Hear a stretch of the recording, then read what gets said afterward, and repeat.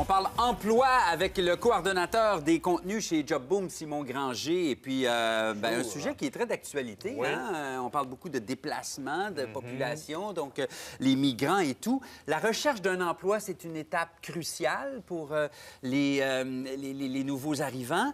Une étape qui comporte beaucoup de pièges, mais c'est pas impossible. Hein? On peut les éviter, ces pièges-là. Parce que, quand on est un immigrant, souvent, une des raisons pour lesquelles on est accueilli ici, c'est à cause de notre emploi. On a été sélectionné en fonction de notre boulot. Ouais. Mais là, donc, on arrive ici et c'est pas nécessairement un automatisme de se trouver un emploi. Donc, il y a quand même des démarches à faire. Il faut quand même, comme tu l'as dit, respecter certaines étapes, éviter certains pièges parce qu'on peut rapidement, sinon, se trouver dans une situation où on va envoyer les CV aux 80. Puis on n'aura pas de réponse. Et on n'aura pas de réponse et on ne saura pas pourquoi. Quels sont les pièges? Bien, en fait, une des erreurs qui est la plus fréquente, je parlais de CV, c'est justement d'avoir un CV qui n'est pas adapté, disons, à la sauce locale, à la sauce québécoise. Parce qu'on a une sauce québécoise en matière de CV? Il y a des us et On est en 2016, là. C'est quoi un CV sauce québécoise? Il y a des us et coutumes selon les pays, selon les cultures. Comme par exemple, un des points importants, ici, on ne met pas notre photo sur le CV. Il y a des pays, il y a des cultures où c'est accepté que notre photo soit sur notre CV. Au Québec, c'est mal vu. Un autre élément important, c'est quelque chose qu'on parle souvent dans le domaine de l'emploi. Au Québec, les réalisations, c'est important. Parfois même autant que la formation et les compétences. Donc, il faut savoir adapter notre CV pour que nos réalisations ressortent. Et pourquoi il faut faire ce travail-là? Parce que dans le fond, ça va faire en sorte que si notre CV n'est pas adapté, l'employeur qui va recevoir ça va se dire, en fait, il va avoir de la difficulté à faire l'adéquation entre son besoin et notre profil. Donc, ce qui fait en sorte que peut-être qu'on est une bonne candidature, mais que parce que l'employeur n'est pas capable de voir le lien, il va nous écarter d'emblée. Il n'y a rien qui ressemble plus à un CV qu'un autre CV. Exactement. Hein? Ils ont tous, dans certains domaines, ils ont tous étudié au même endroit.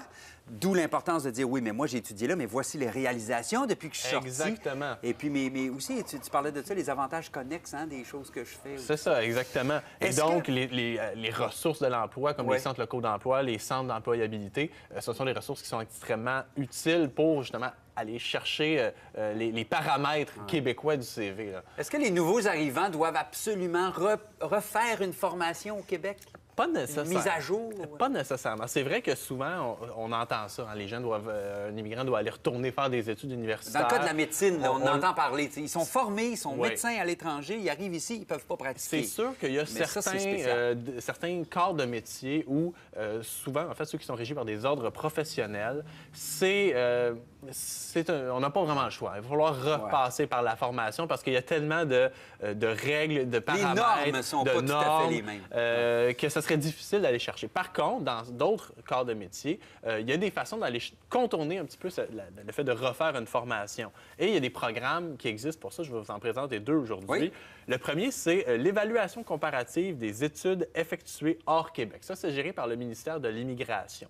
Comment ça fonctionne, ça? C'est que c'est une espèce de certification. Ils vont comparer vos études avec l'équivalent d'un diplôme québécois. Et ils vont regarder, est-ce que les acquis sont comparables? Est-ce que sont les mêmes? Et ça ne donne pas un diplôme, mais ça donne une espèce de certificat d'authenticité de dire, oui, cette formation, ça dit aux employeurs, autrement dit, cette formation-là de cette personne, elle est équivalente à ce qu'on va retrouver ici. Donc, ça vient rassurer l'employeur jusqu'à une certaine mesure. Un autre programme qui est très intéressant, c'est la reconnaissance des acquis et des compétences. Celle-là, elle est gérée par le ministère de l'Éducation. Et en fait, c'est que ça permet vraiment d'obtenir un diplôme sans étudier. C'est offert suite à un examen? En fait, comment ça fonctionne? C'est offert pour la formation professionnelle et la formation collégiale pour certains métiers spécifiques. Et dans le fond, c'est que, justement, il y a des examens, une évaluation des connaissances et des compétences qui est faite pour voir est-ce que cette personne-là c'est déjà parce qu'il y a des métiers, par exemple, au niveau de la formation professionnelle, où tu aurais pu l'apprendre parce que ton père est, je sais pas, ébéniste, il t'a montré le métier. Donc, tu as appris des choses, tu n'as pas nécessairement le diplôme. J'ai les compétences, les connaissances, mais j'ai pas le diplôme, j'ai pas la formation. Et ce programme-là sert, dans le fond, part du principe qu'une personne qui n'a pas à réapprendre à l'école ce qu'elle sait déjà.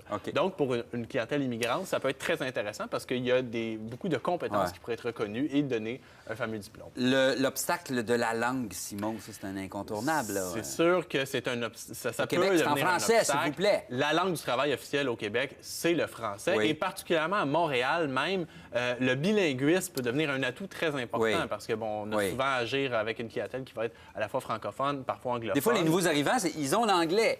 Mais là, il faut acquérir le C'est français ça. pour avoir le bilinguisme. Donc, c'est sûr qu'aller chercher un cours d'appoint, hein, il est jamais trop tard pour apprendre une langue. Donc, un cours d'appoint, ça peut toujours être une option très intéressante pour améliorer notre employabilité. Et même, on parlait de formation tout à l'heure.